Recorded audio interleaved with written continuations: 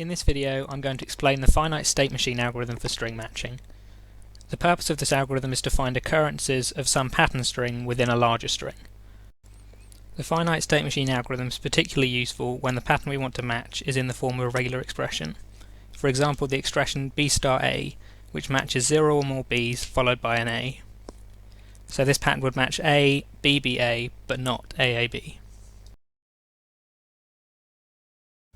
We can define a finite state machine by a 5-tuple, a finite set of states q, a start state q0 within the set of states, some input alphabet sigma, the transition function delta which provides the rules for how we move through the states, and a set of except states, in this case just the one state. So here the set of states is the set S0, S1 and S2, the start state is S0, the input alphabet is the letters A and B. The transition function contains a few different transitions, but for example if you were in the state S0 and you read a B, you'd move to state S1. And finally the set of except states is just the state S2. The algorithm requires some pre-processing on the pattern string. We have to construct a corresponding finite state machine for the pattern, which I'll give an example of in a minute. Once we have a finite state machine, we begin at the start state q0, and examine each letter of the input string from 1 to n, where n is the length of the string. For each letter we follow the rules given by the transition function, moving to the corresponding state.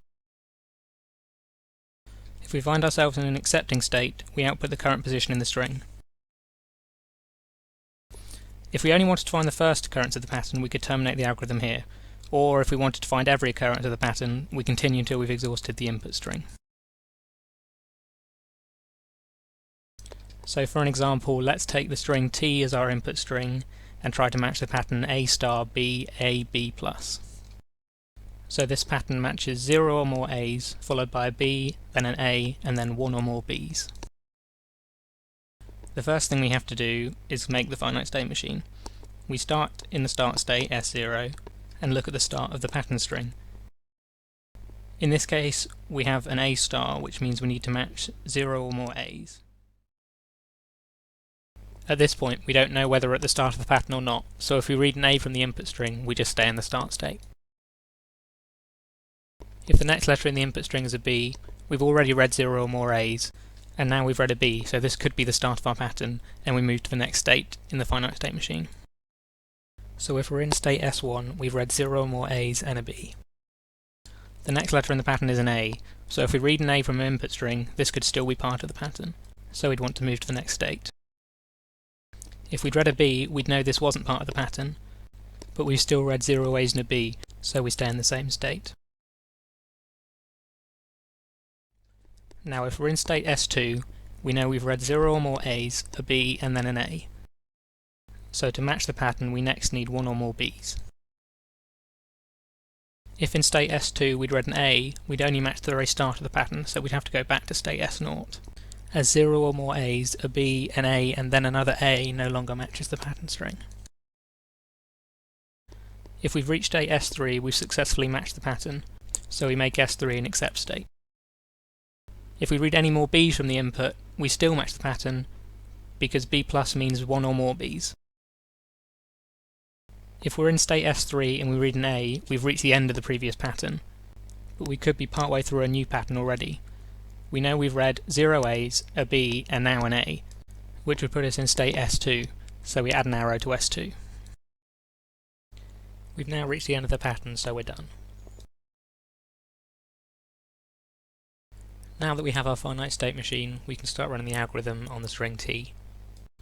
T is 16 letters long, so n is 16, and we start the algorithm in state S0 and look at t1. T1 is A, and if we're in state S0 and read an A, we stay in S0, so we look at T2. T2 and T3 are also both A, so we stay in S0 and we can move on to T4. T4 is a B, so we can move to state S2. At this point we've read A, B. T5 is another B, so following the finite state machine we stay in state S1 and we're now matching the pattern 0 A's and a B. T6 is now an A, so following the transition for an A, we move to state S2. And T7 is a B, so we can move to state S3.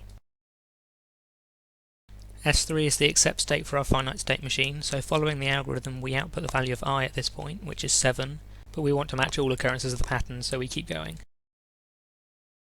The next letter in the input string is an A, which takes us out of the accept state and back into S2, as we're now matching an A, a B, and an A. T9 is another A, and we follow the transition all the way back to the start state. Next we read a B, move into state S1, and then an A, move into state S2. T11 is a B, which moves us to state S3, which is the accept state, so the algorithm outputs 11, as we've matched the pattern A, B, A, B. T12 is another B, so we stay in S3. The algorithm checks if we're in an accept state each time we read from the input string, and we're still in an accept state, so we output 12. This time we've matched the string A, B, A, B, B. Along the rest of the input string, an A takes us back to state S2, and then another A all the way to S0, and a final B takes us to state S1. But now we've exhausted the input string, so there can't be any more matches, and we terminate the algorithm.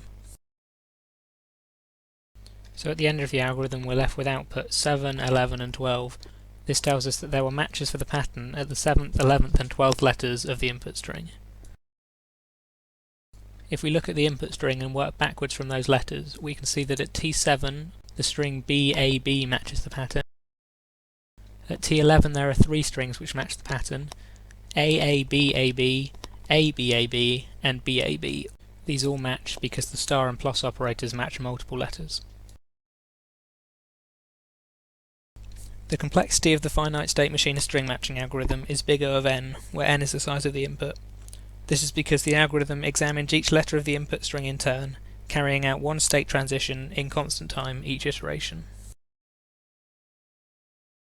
However, the algorithm also requires pre-computation with complexity of order m times the size of the input alphabet, where m is the length of the pattern to be matched.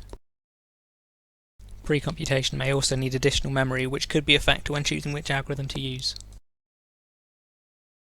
Of the algorithms we've learned, the finite state machine string matching algorithm is generally the best choice with more complicated patterns including regular expressions.